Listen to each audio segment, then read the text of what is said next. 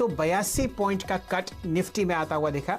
ये इंडेक्स आपको 10,891 के आसपास बंद होता हुआ दिखा। और यहाँ पर आपने जो लोएस्ट लेवल देखा है वो जुलाई 17 का है।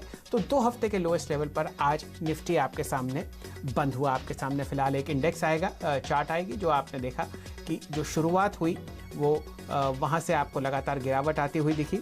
और साथ ही साथ अगर आप बैंक निफ्टी पर नज़र डालें तो वो भी लाल निशान में शुरू हुआ और उसके बाद गिरावट का दौर बढ़ता रहा। लगभग 570 अंक नीचे आपको बैंक निफ्टी बंद होता हुआ दिखेगा 21,072 पर। दोनों बैंक निफ्टी और निफ्टी दिन के न्यूनतम लेवल पर आपको बंद होते हुए दिखे हैं। लगभग 2.7% कट आपने निफ्टी बैंक में आता हुआ देखा और लगभग आपने 181 पॉइंट का कट निफ्टी पर आता हुआ देखा। कहाँ बिकवाली थी? कई ऐसे शेयर्स जहां पर आपने लाल निशान देखा निफ्टी पर, उनके पीछे ज़बरदस्त बिकवाली थी।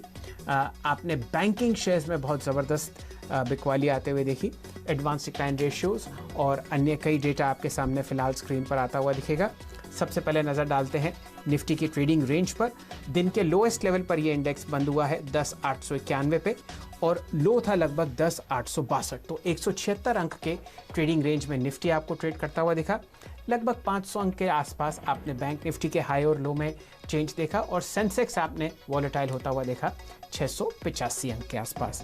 एडवांस डिक्लाइन रेशियो पर नजर डालिए। यहाँ पर आज बेयर्स का वर्चस्व बहुत ज़बरदस्त तरीके से भारी था। लगातार 4 दिन, जैसा कि मैं आपको बता रहा हूँ, आपने बिकवाली आते हुए देखी। एडवांस डिक्लाइन रेशियोज निफ्टी के 50 शेयर में से सिर्फ 13 ऐसे थे जो हरे निशान में बंद हुए। निफ्टी बैंक में सेलिंग ज़बरदस्त थी। सारे प्राइवेट सेक्टर बैंक्स में 3 से 4% का आपने कट आता हुआ देखा और 12 में से सिर्फ 2 ही ऐसे बैंक्स थे जो आपको हरे निशान में बंद होते हुए दिखे। इंस्टीट्यूशनल प्लेयर्स बेरिश हैं। निफ्टी और खासकर एफएनओ मार्केट में आपने देखा सिर्फ और सिर्फ 50 ऐसे फ्यूचर्स जो आपको हरे निशान में बंद होते हुए दिखेंगे। 90 पर आज लाल निशान था। ब्रॉडर मार्केट्स में भी बिकवाली ज़बरदस्त थी। निफ्टी माफ कीजिए एनएससी और बीएससी का एडवांस डिक्लाइन रेशियो आज भी बेयर्स के फेवर में था। ये देखिए निफ्टी में सिर्फ 1000 शेयर हरे निशान में और डिक्लाइंस आपके सामने थे लगभग 820 और बीएससी में भी ब्रॉडर मार्केट्स में आपने देखा कि हल्का सा तेजी का निशान था। चलिए अब आपको अपने पैनल से मिलवाते हैं। हमारे साथ दीपाली जुड़ेंगी जो आपको बताएंगे कि फार्मा स्टॉक्स में क्या ज़बरदस्त रैली थी। अनेक ऐसे शेयर्स थे जो 10 से 20% के बीच में बंद हुए। साथ ही साथ यतिन जी हमारे साथ जुड़ेंगे जो ब्रोकरेज रडार में आपको बताएंगे कौन से ऐसे स्टॉक्स हैं जहां पर आप लॉन्ग या शॉर्ट पोजीशन ले सकते हैं। रुचित जैन साहब हमारे साथ जुड़ रहे हैं एंजल ब्रोकिंग से। पहले जैन साहब से राय लेते हैं 2 मेन इंडिसेस पर और उसके बाद दीपाली जी से जुड़ते हैं जो आपको सेक्टोरल चेंजेस बताएंगी आज फार्मा स्पेस में। जैन साहब, आपने मूवमेंट देखा दोनों निफ्टी और बैंक निफ्टी पर। 2 हफ्ते की लो पर निफ्टी और लगभग 3 हफ्ते के लो पर आपको बैंक निफ्टी बंद होते हुए दिख रहे हैं। पोजिशनली चार्ट्स पर कैसे दिखते हैं आपको और कल के सत्र के लिए आप क्या राय देंगे इन दोनों इंडिसेस पर खासकर? नमस्ते सर जी। यस, इनफैक्ट पिछले 3-4 ट्रेडिंग सेशन से ही देखे तो 11,340 के आसपास से हमने थोड़ी नरमाश निफ्टी में देखी है। लेकिन अगर मैं थोड़ा पोजिशनल चार्ट्स देखूं तो मिड जुलाई में निफ्टी में 10,890 के ऊपर एक कंसोलिडेशन फेज का ब्रेकआउट आया था। अब टेक्निकली ऐसे रोल रिवर्सल जब होता है तो प्रीवियस जो ब्रेकआउट रेजिस्टेंस होते हैं जिसका ब्रेकआउट आता है तो डिप्स पे वो सपोर्ट बन जाते हैं और अब तक निफ्टी पे हमने कोई रिवर्सल पैटर्न का फॉर्मेशन नहीं देखा है। तो हम मान रहे हैं कि ये जो पिछले 3-4 दिन से थोड़ा करेक्शन आया है जस्ट एक प्रॉफिट बुकिंग मूव है और अब 10,870 10,900 ये एक सपोर्ट रेंज है जहाँ पे आज क्लोज हुआ है। तो एक पुलबैक मूव हमें लग रहा है कि कल की ट्रेडिंग सेशन में फिर से यहाँ पे इंडेक्स में आ सकता है। तो अगर इंडेक्स में ट्रेड लेना है तो निफ्टी में यहाँ पे मैं करंट लेवल्स के आसपास ही कल अगर ओपन होता है तो वहाँ पे खरीदारी करने की सलाह दूंगा 10,800 के स्टॉप लॉस से और फिर से 11,000 के टारगेट हम एक पुलबैक मूव देख सकते हैं। लेकिन यहाँ पे रिलेटिवली बैंक निफ्टी में काफी अंडर परफॉर्मेंस हमने रिसेंटली देखा है और अभी फिलहाल बैंकिंग में ऐसे कोई पॉजिटिव साइंस अभी भी नहीं है। इवन आज की ट्रेडिंग सेशन में जो करेक्शन आया है ये मेजरली बैंकिंग स्टॉक से आया हुआ है। तो मैं बैंक निफ्टी में कोई भी ट्रेड यहाँ पे लेने से फिलहाल दूर रहने की सलाह दूंगा। कुछ साइंस दिखते हैं आगे bank Nifty during the week तो आगे हम ट्रेड ले सकते हैं बट फिलहाल बैंक निफ्टी से दूर रहे और क्योंकि निफ्टी एक सपोर्ट के पास है तो एक पुलबैक मूव 11,000 तक के पुलबैक मूव के लिए यहाँ पे खरीदारी कर सकते हैं। जी जैन साहब, आपने बहुत ही शानदार तरीके से समझाया है। बैंक निफ्टी की तरफ अगर आप ध्यान दें तो आज फ्रंटलाइन काउंटर्स पर डायरेक्टर साहब आप दिखाइए HDFC bank, axis bank, IndusInd bank और कोटक महिंद्रा बैंक के चार्ट्स। यहाँ पर आपने ज़बरदस्त बिकवाली आते हुए देखी है। आपके सामने HDFC बैंक 3% नीचे बंद हुआ है। इसी तरीके की गिरावट आपने देखी एक्सिस बैंक पर। साथ ही साथ अगर आप देखें इंडसइंड बैंक पर 4% और कोटक महिंद्रा बैंक भी आपको 4% नीचे बंद होता हुआ दिखेगा। इनके पीछे कारण ये है कि अनेक ऐसे बैंक्स हैं जो फंड्स रेस कर रहे हैं और उनकी इक्विटी डाइल्यूट होगी, तो उससे पहले ही जो समझदार खिलाड़ी है वो आपको बेचता हुआ दिखेगा। रुचि जी, एक राय मैं आपसे लेना चाहूँगा खासकर HDFC बैंक के बारे में। आपने इस बैंक को लगभग 1.5% नीचे बंद होता हुआ देखा है फ्यूचर्स में। यहाँ पर 1035 का आपको प्राइस आता हुआ दिखेगा। ये बताइए कौन सा बाय जोन आप सजेस्ट करेंगे HDFC बैंक पर, क्योंकि हम अक्सर अपने दर्शकों को बताते हैं कि इस स्टॉक को गिरावट के दौर में आप खरीदें। 1005 का प्राइस आपने इसमें क्लोजिंग पे देखा है कैश में। तो अगर थोड़ा हिस्टोरिकल चार्ट्स देखें तो आई थिंक नेक्स्ट सपोर्ट ये स्टॉक पे लगभग 950 970 की जो रेंज है, ये पूरी रेंज एक सपोर्ट डिप पे एक्ट करनी चाहिए। तो अगर ये स्टॉक में कोई भी बॉटम फिशिंग करनी हो medium to long term perspective से, क्योंकि जैसे आपने कहा कि एक लार्ज कैप दिग्गज बैंक है, तो bank Nifty without HDFC bank में बैंक निफ्टी में भी मूव आना काफी डिफिकल्ट रहता है। तो आई थिंक 950 970 ऐसी रेंज रहेंगी, वो रेंज में आता है तो no medium to long term investor इसमें खरीदारी कर सकते हैं। जी चलिए अब दीपाली जी से जुड़ते हैं। दीपाली जी, वैसे तो निफ्टी का फार्मा इंडेक्स जो है वो आपको आज हरे निशान में बंद होते हुए नहीं दिखा, लेकिन अनेक ऐसे शेयर्स थे जहां पर आपने शानदार तेजी देखी। पहले तो आप बताइए इनके पीछे कारण क्या था, और फिर जैन साहब से दोबारा जुड़ते हैं और उनके फेवरेट स्टॉक्स ढूंढते हैं फार्मा स्पेस में। फार्मा स्टॉक्स में आज ही नहीं पिछले एक हफ्ते के दौरान जोरदार तेजी बनी है और कई शेयर्स हैं जिन्होंने 40% तक के रिटर्न्स डिलीवर किए हैं महज एक हफ्ते के दौरान, जिसमें प्रोमिनेंट नेम्स हैं Laurus Lab, Torrent Pharma, Divi's Lab, doctor Reddy's, जिनकी ओर से हमने 15% से लेकर 40% तक रिटर्न आते हुए देखे हैं। लगभग 10 ऐसे शेयर्स है फार्मा स्पेस के जिन्होंने आज भी नए हाईज यानी ऑल टाइम हाईज टच किए हैं। प्रोमिनेंट नेम्स है Laurus Lab, Torrent Pharma, Syngene, Divi's Lab, Ipca Laboratories, Jubilant Life, FDC। 3 important triggers हैं जिसकी वजह से तेजी बनी है। पहली चीज तो डिफेंसिव बाइंग, दूसरी इंपॉर्टेंट चीज की नंबर्स जो आए हैं अब तक फार्मा कंपनीज के वो ज्यादातर काफी स्ट्रांग रहे हैं। Torrent pharma, Laurus lab, doctor Reddy's, LMB granules ने काफी स्ट्रांग अर्निंग्स पोस्ट की हैं। और तीसरा इंपॉर्टेंट ट्रिगर कि म्यूचुअल फंड हाउसेस और इंस्टीट्यूशंस की ओर से लगातार खरीदारी हो रही है। 9 ऐसे फार्मा बेस्ड फंड्स हैं जो कि लगभग 43 फार्मा कंपनीज में पोजीशन होल्ड करते हैं। Axis mutual fund, Kotak, HDFC, IDFC mutual fund, Sundaram, ये कुछ प्रोमिनेंट नाम है जो कि कांस्टेंट अपनी होल्डिंग फार्मा कंपनीज में बढ़ा रहे हैं। तो ये ट्रिगर्स है कि क्यों तेजी बनी है।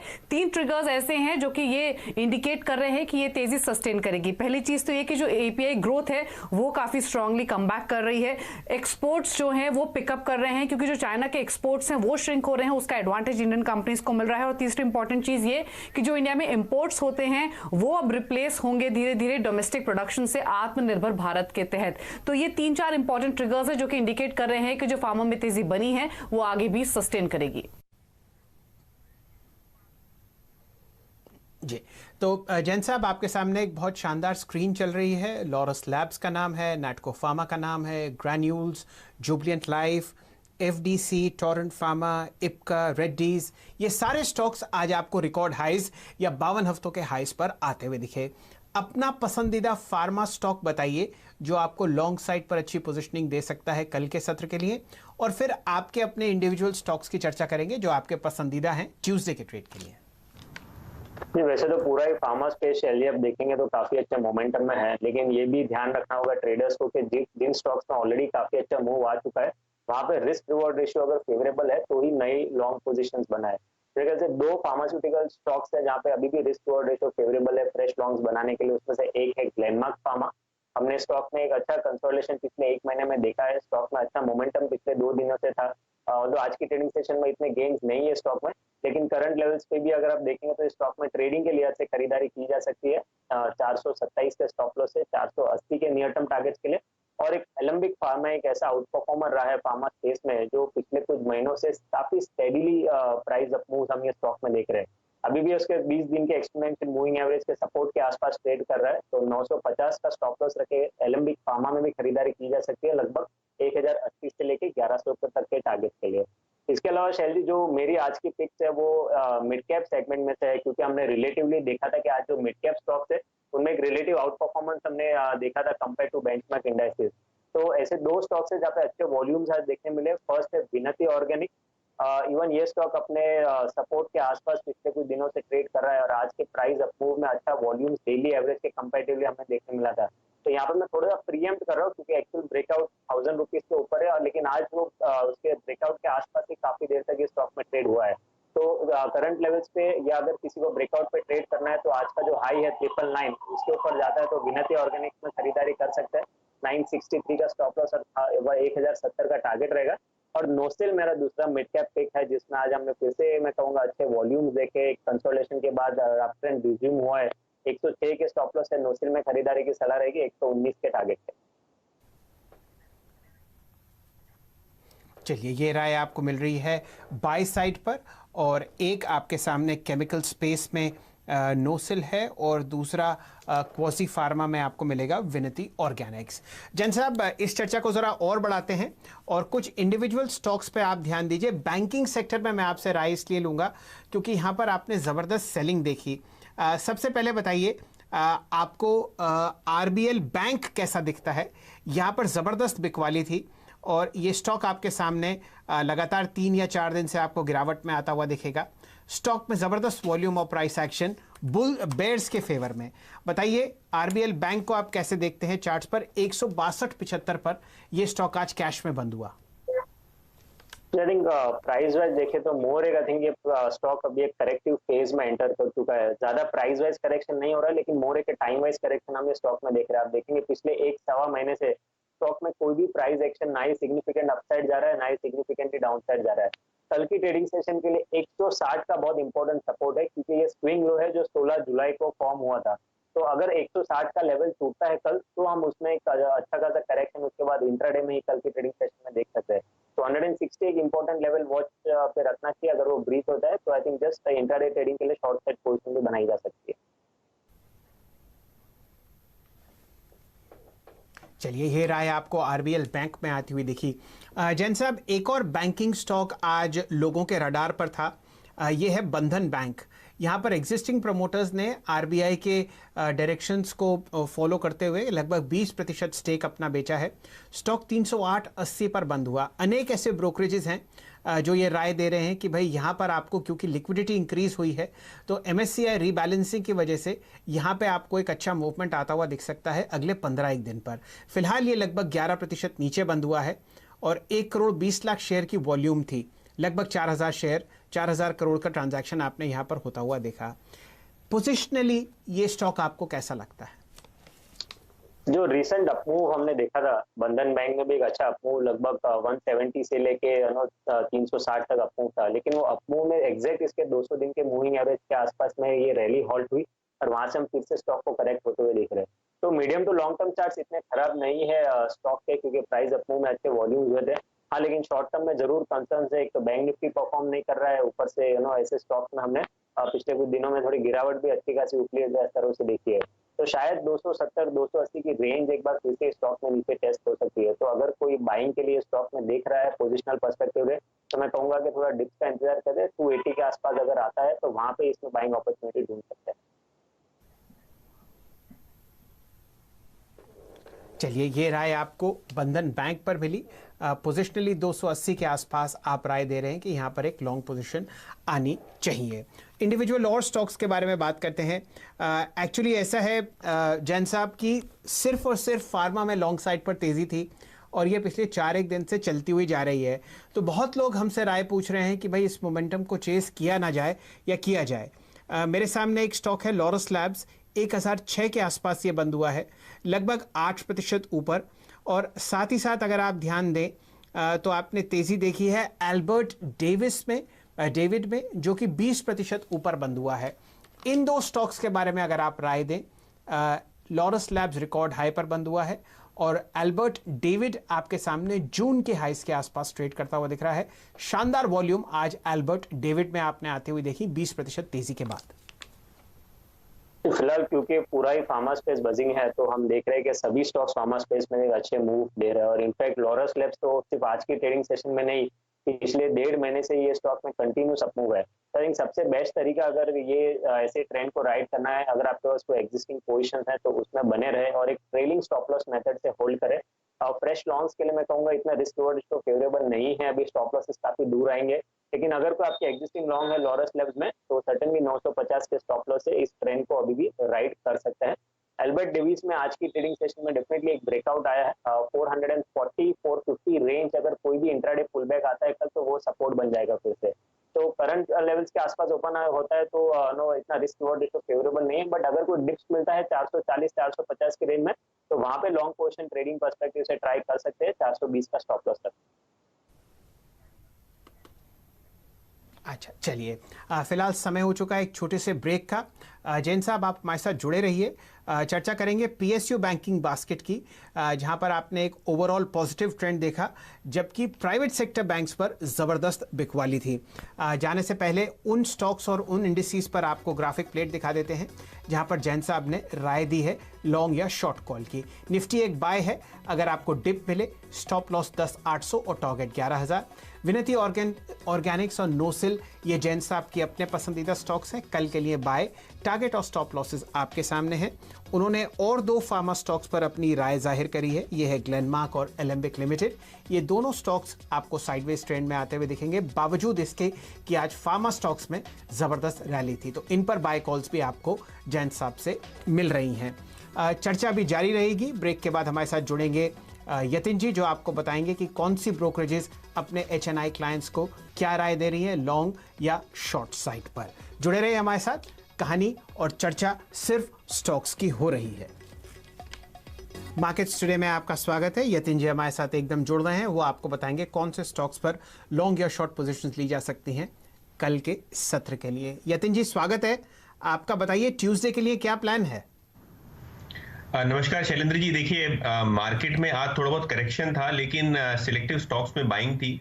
खास करके ध्यान दीजिएगा HPCL पे, जहां डीलर्स एक पोजिशनल बाय रिकमेंडेशन कर रहे हैं। इस हफ्ते 6 तारीख को कंपनी के नतीजे हैं और नतीजों के पहले पहले हमने यहाँ लगभग 8.5 लाख शेयर्स का ओपन इंटरेस्ट में एडिशन देखा आज के सत्र में अगस्त सीरीज के लिए।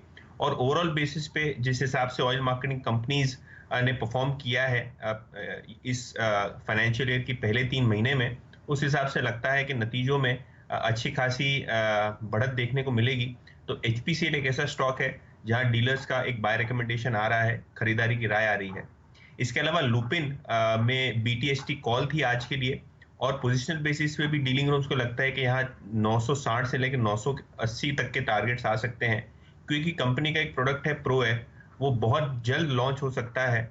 और उसके पहले पहले हमने आज वॉल्यूम एक्टिविटी भी देखी, लगभग 50% ज्यादा वॉल्यूम के साथ आज स्टॉक ने बढ़त देखी, जो कि 1 महीने के एवरेज से बहुत ही बेहतरीन वॉल्यूम माना जाता है। और मिड कैप सेगमेंट में अवंती फीड्स पे एक बाय रिकमेंडेशन आई डीलिंग रूम्स की। शॉर्ट टर्म में 10 से 15% की अपसाइड डीलिंग रूम्स को लगती है कि इस शेयर में आ सकता है, क्योंकि जिस हिसाब से ग्लोबल ट्रेड ओपन अप हो रही है, धीरे धीरे बिजनेसेस खुल रहे हैं, वैसे वैसे कंपनी के फीड प्रोडक्ट्स और श्रिम्प प्रोडक्ट्स की डिमांड बढ़ रही है। और अवंती फीड एक ऐसा शेयर है जिसने पिछले 6 महीनों में 30% का करेक्शन देखा है। तो अच्छे करेक्शन के बाद नीचे के स्तरों पे HNI का काफी एक्यूमुलेशन आज के सत्र में हमको देखने मिला। जी धन्यवाद आपका यतिन जी। हमारे साथ जैन साहब जुड़े हुए हैं। जैन साहब समय कम है, आपसे राय लेंगे HPCL के बारे में। 217 पर बंद हुआ है, लेकिन बात ये नहीं है, ये है कि 240 के बहुत अच्छे हाई के बाद इस स्टॉक ने करेक्शन लिया और अब आपके सामने यहाँ पर आपने 217 रुपये की क्लोजिंग देखी है। बताइए चार्ट्स पर आपको HPCL कैसा लगता है पोजिशनली? पोजिशनली चार्ट्स काफी अच्छे हैं। तो ये जो करेक्शन है 240 से, ये जस्ट एक और short to medium term up trend में करेक्टिव पार्ट लग रहा है। आई थिंक अगर फ्रेश पोजीशन बनानी है तो 222 का लेवल अगर क्रॉस होता है कल की ट्रेडिंग सेशन में तो मोमेंटम फिर से स्टॉक में आ सकता है। तो मैं यहाँ पे ट्रेडिंग पर्सपेक्टिव से 222 के ऊपर अगर ज्यादा है तो ये कंडीशनल कॉल रहेगी। 222 के ऊपर ब्रेकआउट पे आप उसको फिर खरीदारी करिए 212 के स्टॉप से, और फिर से 240 235 का जो रेंज रिसेंट हाई था वो टारगेट प्रोजेक्शन रहे। जी चलिए, ये राय आपको HPCL पर मिली। यतिन जी ने एक और स्टॉक सजेस्ट किया है ल्यूपिन। 925 का आपने यहाँ पर क्लोजिंग देखा है, दिन का हाईएस्ट लगभग 947। चार्ट्स पर आपको कैसा लगता है जैन साहब, ल्यूपिन के बारे में चर्चा हो रही है, कोशिश इसने करी थी आज मिड जून के हाईएस्ट लेवल्स तोड़ने की। आई थिंक बहुत ही जल्द हम ये मिड जून के हाईएस्ट जो लेवल्स थे उसके ऊपर ब्रेकआउट ये स्टॉक में देखेंगे, क्योंकि पिछले कुछ दिनों में, पिछले 3 ट्रेडिंग सेशन में जो प्राइस अप हुआ है उसमें वॉल्यूम काफी एक्टिव हुए। तो पोजिशनल पर्सपेक्टिव है तो डेफिनेटली करंट लेवल्स पे या कोई भी डिप्स आता है तो लुपिन में खरीदारी की सलाह रहेगी। 895 के स्टॉप लॉस है, 960 के टारगेट। चलिए, ये राय आपको मिल रही है ल्यूपिन पर और HPCL पर, दोनों पर पोजिशनल कॉल्स आती हुई दिख रही हैं। जाते जाते जैन साहब आपका बहुत बहुत धन्यवाद, लेकिन एक बार और सारी ग्राफिक प्लेट्स देख लेते हैं जहां पर जैन साहब ने राय दी है फिलहाल लॉन्ग या शॉर्ट पोजीशंस की।